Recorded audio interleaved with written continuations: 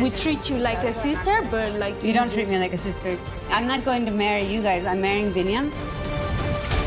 Some things for sure. You better not get pregnant. Okay. I can't even believe we are doing a pregnancy test right now. Oh my God. Yo, what's up, guys? Today's a great day to watch 90 Day Fiancé, that is. I'm sure you've heard of 90 Day Fiancé. It is the TLC hit show where someone from another country around the world is meeting with a person from America, and they're coming to America to see if their relationship holds true. And I've got to tell you, it is a literal shit show. There is so much that goes wrong in these shows that they are actually enjoyable to watch. So I hope you watch this with me, and yeah, we'll get to MILF Manor soon enough. But before I start, I just want to say some of my videos are getting claimed, such as the MILF Manor video by the Discovery Channel. So any support that you may have is massively appreciated to offset claiming the videos. With that said, only about 80% of you guys are subs, so drop a sub, like. Yeah, let's get started. We've only spent 7 days together, and we're going to get married. Muhammad was completely shredded. You have a past. Cheating on people. Do you even trust me? At the beginning, they just show us some teasers, some good TLC fun. Honestly, seeing this, the couple I'm most hyped for this season is probably going to be Emily and Kobe and Bilal and Shaeeda. You know, those are probably going to be the strongest runners in this season. And yeah. My name is Bilal. I'm 42 years old, and I live in Kansas City, Missouri. I am what you would call hood bougie.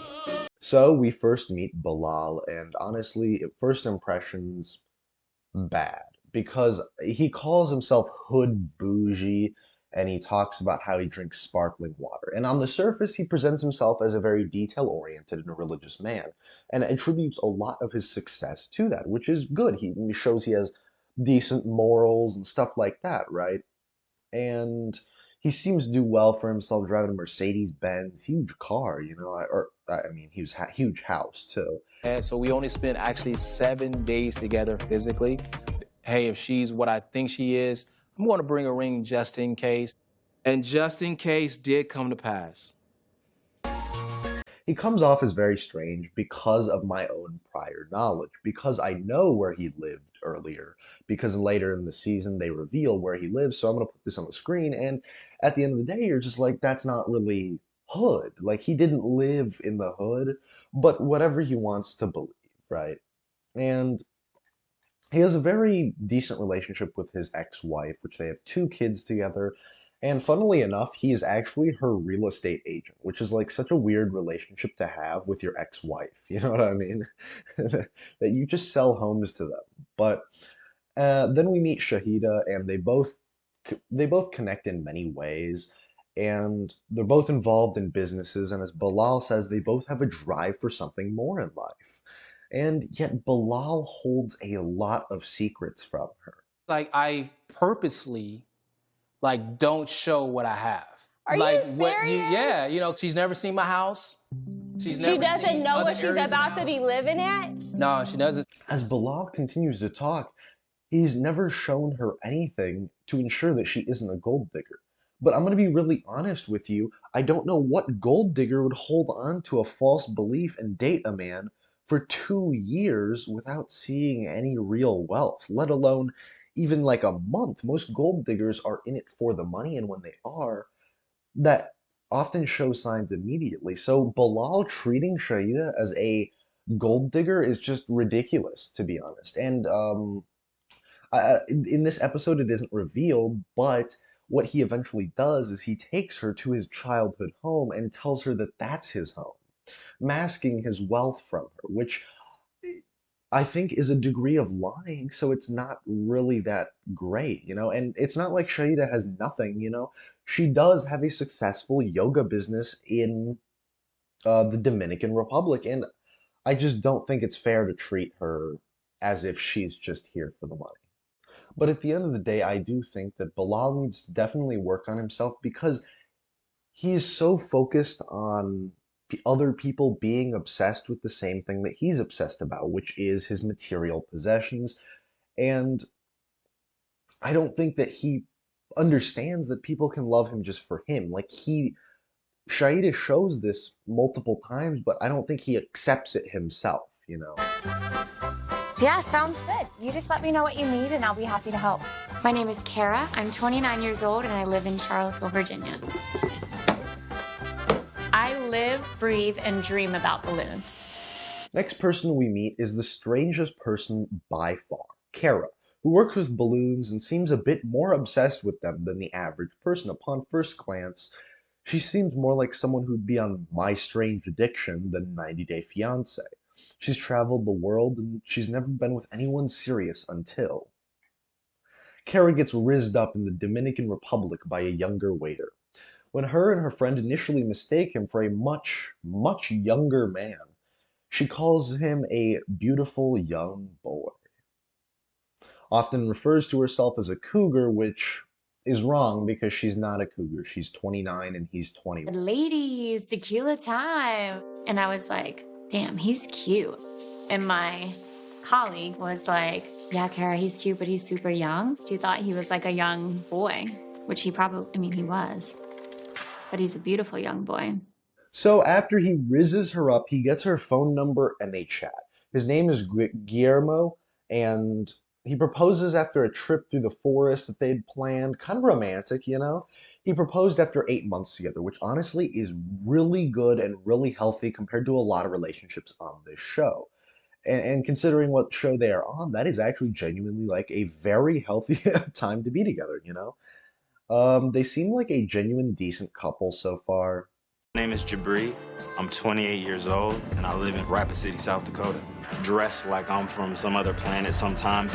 Next up, we have Jabri. He's an alien. He's from another planet. He's one of those guys that saves those Joker memes, how it's like, it's funny how everyone else lies and gets popular. Everyone that tells the truth is a fucking psycho. Shit like that, right? And then he thinks that they're super deep and introspective about humanity as a whole. And I don't know, maybe that's just first impressions, but he really seems like that kind of guy, right? Cause I've been stuck up in the rat race, chasing material. Life's like a... But since COVID happened, my band is not actively performing. On top of that, Miona and I spent a lot of money on travel. It also seems that he's a SoundCloud rapper. If I were to guess, he may be on the show like Usman, aka Soulja Boy, who is basically just a rip-off Soulja Boy. Even that is incredibly generous to Usman. But overall, Jabri has decent vibes. He doesn't seem unrealistic. He seems pretty down to earth at moments, but kind of unrealistic at some. At first glance, I don't really know what he has in store for us. Their relationship seems like a lot of financial issues. The food was amazing. The culture was amazing. The women are absolutely gorgeous. I've been to Serbia over 10 times, but that's when I met Miona. His fiance's name is Miona. They both seem kind of weird, but not in a necessarily bad way on the first impression, but we haven't really talked to Miona yet. And in this way, I see that it almost may work, you know, but I do want to know more about their differences because I feel like there's something that they're leaving out. And how they plan to live together in the future, because it's obvious that Miona wants to live in the city while Jabri only has access to South Dakota right now. He's strapped with finances, you know. So eventually, here's where I assume, like most artists, that finances are going to be the biggest issues, and maybe even the parents to an extent, because there seems to be a little buildup for conflict there already. He talks about how he often butts heads with his mom and whatnot, so I assume that they're setting up for the future. Though it seems like he has a good relationship with them overall. Pretty green flag, you know? His mom seems pretty cool, but this couple is pretty bland, actually. If anything really interesting happens, I'm going to keep watching and stuff like that, but mostly I'm going to skip over the rest of their segment because most of it's just back and forth between his mom about money. So we return to watch Bilal have a conversation with one of his kids after they go fishing on the lake, and he has genuinely the most awkward talk with his kids in the history of conversations. I feel like I could have had a chat with aliens, and it possibly could have been more natural. And my dad, and I love to see that. So, are you gonna marry her? Yeah, yep. So that's the goal. You know, we got 90 days to do that. Team positivity. Next couple we have is Emily and Kobe. Emily grew up in a small town. It's basically a one-horse town. She then talks about how people would say she should visit somewhere, and she would. And honestly, it reflects trust fund level of activities as she meets Kobe in China where he is an underwear model. And also she has a black guy fetish. I love black guys. So of course I found the only black guy in China. Anyway, she meets him at a party and she thinks he's like super hot, you know? I think that's understandable, you know? So we hooked up that one night, we had sex, and it was really hot. It actually happened in the shower on the floor for 2 hours. It was awesome. This is the most baffling part of their segment, 2 hours. I think that is wild. He's either peak human or I'm just doing something wrong because in the shower and 2 hours, that's two things. That is just wild, unreasonable, and I don't even, maybe it just seemed like a longer time, I don't know. So fast track, she gets pregnant and she's a bit nervous about her pregnancy, worried that he may leave, but turns out he's actually a really nice dude. He's happy, he's laughing, he's overjoyed even. And she goes back to America and he's gonna eventually follow. Unfortunately, he gets denied his K-1 visa because this was during COVID and he can't see his kid getting born. In my early 20s, I definitely didn't have a very good self-worth. So I would just hook up with guys. I went for the bad boys. I mean, 2 of my exes are incarcerated. I totally get some of the concerns that Emily does have, but with a man that's this excited to meet his kid, I mean, you could imagine that some of these concerns might be squashed. And she mentioned earlier in the segment how she used to have a low self-esteem, causing her to sleep around with multiple dudes.